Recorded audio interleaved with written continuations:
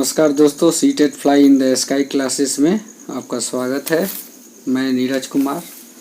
दोस्तों, आज आप लोगों के लिए कुछ मैथ के क्वेश्चंस जो कि सीटेट परीक्षा के लिए बहुत ही इम्पोर्टेंट है उसको लेके आया हूँ। तो चलिए करते हैं। डैश प्रतिभाशाली होने का संकेत नहीं है। ऑप्शन है सृजनात्मक विचार, दूसरे के साथ झगड़ना, अभिव्यक्ति में नवीनता, डी है जिज्ञासा। तो इसका राइट आंसर होगा सृजनात्मक विचार। प्रतिभाशाली होने का संकेत नहीं है।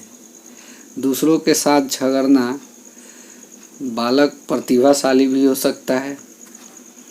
अभिव्यक्ति में नवीनता प्रतिभाशाली के ही संकेत है। जिज्ञासा की प्रवृत्ति प्रतिभाशाली के संकेत हैं। तो इसलिए जो नहीं है, सृजनात्मक विचार जो है प्रतिभाशाली होने का संकेत नहीं है। तो चलिए नेक्स्ट की ओर चलते हैं। प्रश्न संख्या 2, निम्न में से कौन सा शिक्षार्थियों में सृजनात्मकता का पोषण करता है? फर्स्ट है अच्छी शिक्षा के व्यवहारिक मूल्यों के लिए विद्यार्थी का शिक्षण। बी है प्रत्येक शिक्षार्थी की अंतर्जात प्रतिभावनाओं का पोषण करने एवं प्रश्न करने के अवसर उपलब्ध कराना। सी है विद्यालयी जीवन के प्रारंभ से उपलब्धि के लक्ष्यों पर बल देना। डी है परीक्षा में अच्छे अंकों के लिए विद्यार्थियों की कोचिंग करना। तो इसका राइट आंसर जो होगा वो होगा बी ऑप्शन। प्रत्येक शिक्षार्थी की अंतर्जात प्रतिभाओं का पोषण करने एवं प्रश्न करने के अवसर उपलब्ध कराना सृजनात्मकता का पोषण करता है। चलिए प्रश्न संख्या 3 देखते हैं। प्रश्न संख्या 3 है प्रतिभाशाली विद्यार्थियों को, पहला ऑप्शन है अधिगम योग्य नहीं कह सकते। दूसरा है ऐसे सहयोग की आवश्यकता होती है जो सामान्यतः विद्यालय द्वारा उपलब्ध नहीं कराए जाते। सी ऑप्शन है शिक्षक के बिना अपने अध्ययन को व्यवस्थित कर लेते हैं। डी ऑप्शन है अन्य शिक्षार्थियों के लिए अच्छे मॉडल बन सकते हैं। तो प्रतिभाशाली विद्यार्थी जो है वो क्या हो सकता है? तो प्रश्न संख्या 3 का बी ऑप्शन सही है। ऐसे सहयोग की आवश्यकता होती है जो सामान्यतः विद्यालय द्वारा उपलब्ध नहीं कराए जाते। चलिए नेक्स्ट की ओर चलते हैं। प्रश्न संख्या 4, निम्न में से कौन बुद्धिमान बच्चे का लक्षण नहीं है? तो बुद्धिमान बच्चे का लक्षण नहीं है। चलिए ऑप्शन देखते हैं। पहला ऑप्शन है वह जो निबंधों को बहुत जल्दी रटने की क्षमता रखता है, वह जो प्रवाहपूर्ण एवं उचित तरीके से संप्रेषण करने की क्षमता रखता है, वह जो अमूर्त रूप से सोचता है, वह जो नए परिवेश में स्वयं को समायोजित कर लेता है। तो प्रश्न संख्या 4 का जो सही आंसर है वो है वह जो प्रवाहपूर्ण एवं उचित तरीके से संप्रेषण करने की क्षमता रखता है। तो प्रश्न संख्या 4 का बी ऑप्शन सही है। प्रश्न संख्या 5, डैश के कारण प्रतिभाशाली होते हैं।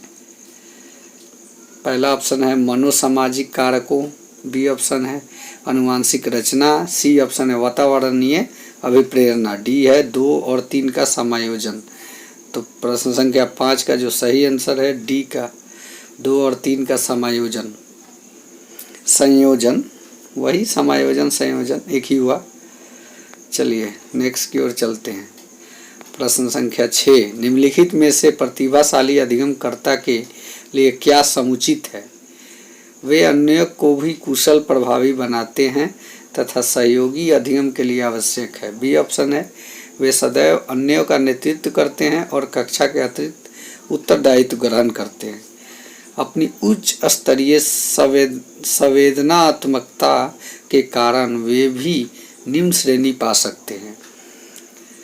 बुनियादी तौर पर उनकी मस्तकीय शक्ति के कारण ही उनका महत्व है। देखिए इस क्वेश्चन को इतना घुमाया है कि किसी को पकड़ में नहीं आया। और सबसे बड़ी बात है कि सीटेट जुलाई 2014 जो हुआ था, इसमें तो कुछ ज़्यादा ही घुमाया गया है। आप किसी भी पेपर को उठा के देख लीजिए, बहुत ज़्यादा घुमाया है सीटेट 2014 जुलाई वाले में।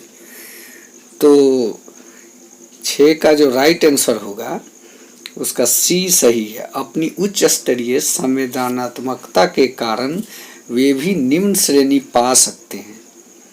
इसका ये तीनों ऑप्शन सही लग रहा है, लेकिन ये जो है इसका करेक्ट होगा, कुछ हट के है, अट्रैक्ट कर रहा है कि हम ही सही हैं, इसलिए 6 का सी सही है।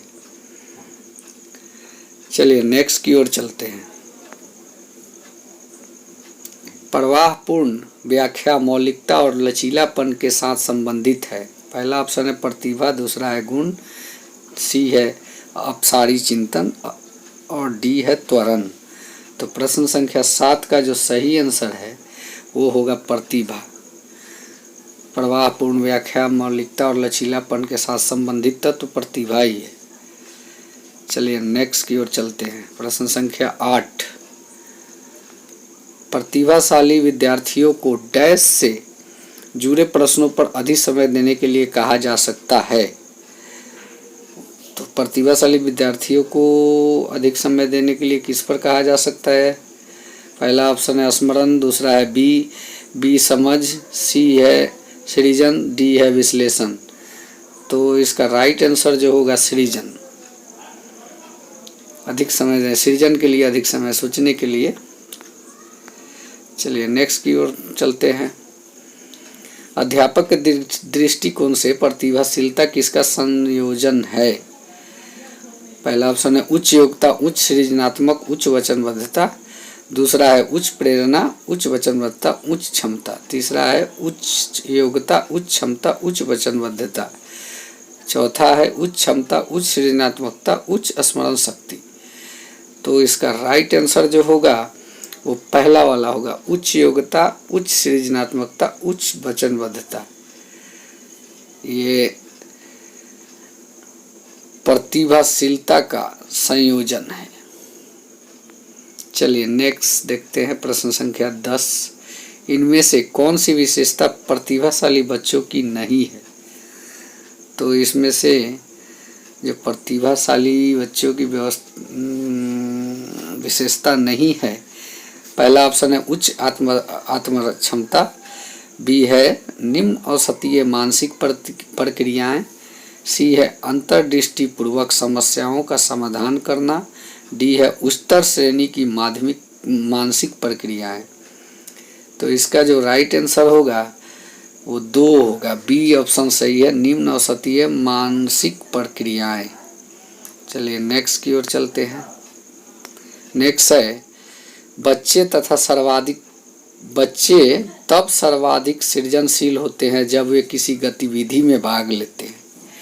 पहला ऑप्शन शिक्षक की डांट से बचने के लिए, दूसरा दूसरों के सामने अच्छा करने के दबाव में आकर, तीसरा है अपनी रुचि से, चौथा है पुरस्कार के लिए। तो 11 का सबसे करेक्ट आंसर जो है अपनी रुचि से। सर्वाधिक सृजनशील बच्चे तभी होंगे जब उनमें अपनी रुचि होगी। चलिए नेक्स्ट की ओर चलते हैं। निम्नलिखित में से कौन सी विशेषता प्रतिभावान शिक्षार्थी की है? यदि कक्षा की गतिविधियां अधिक चुनौतीपूर्ण नहीं है तो वह कम प्रेरित अनुभव करेगा, उब जाता है। बी ऑप्शन है बहुत ही तुक मिजाज होता है, सी ऑप्शन है वह बहुत ही रस्मी होता है, डी ऑप्शन है वो आक्रामक और कुंठित हो जाता है। तो प्रतिभावान शिक्षार्थी की विशेषता जो है वह रस्मी व्यवहार का होता है। ये रस्मी व्यवहार से तात्पर्य ये है कि वह अपने हाथों को थपथपाने लगता है, बात करते टाइम में हिलने डुलने लगता है, जब वो उसकी विशेषता है। और ये जो ऑप्शन है ये भी सही लग रहा है, चुनाव नहीं होती तो वो कम प्रेरित अनुभव करता है। तो ये सृजनात्मक बालक के लिए होता है। तो इसको दिमाग में रखना होगा। ये जो लाइन है सृजनात्मक बालक के लिए बहुत ही सटीक है, लेकिन यहाँ पे प्रतिभावान शिक्षार्थी की बात आती है तो वो रस्मी व्यवहार करता है, याद रखने वाली बात है। चलिए नेक्स्ट की ओर चलते हैं। जन्मजात बालक की तुलना कम शैक्षिक उपलब्धि होती है। तो पहला ऑप्शन है प्रतिभाशाली बालक, बी है हाथ पैर से विकलांग बालक, सी है पिछड़ा बालक, डी है उपरोक्त सभी। तो 13 का उपरोक्त सभी है जो नहीं, जन्मजात बालक की तुलना कम शैक्षिक उपलब्धि होती है, तो इसका पिछड़े बालक की तुलना की जा सकती है। सी ऑप्शन सही है। चलिए नेक्स्ट। विशिष्ट बालक वह होता है जो समान बालक से भिन्न हो, समान बालक जैसा हो, मंद बुद्धि हो, उपरोक्त सभी। तो प्रश्न संख्या 14 का जो ऑप्शन है समान बालक से भिन्न होता है, विशिष्ट बालक। चलिए नेक्स्ट की ओर चलते हैं। प्रश्न संख्या 15। अनिवार्य रूप से किसी नई वस्तु का सृजन करना ही सृजनात्मकता है, यह कथन किस मनोवैज्ञानिक का है? यह कथन जेम्स ड्रेवर का है। तो आज के इस वीडियो में इतना ही, और अच्छा लगे तो चैनल को सब्सक्राइब कीजिए। धन्यवाद। जय हिंद, जय भारत।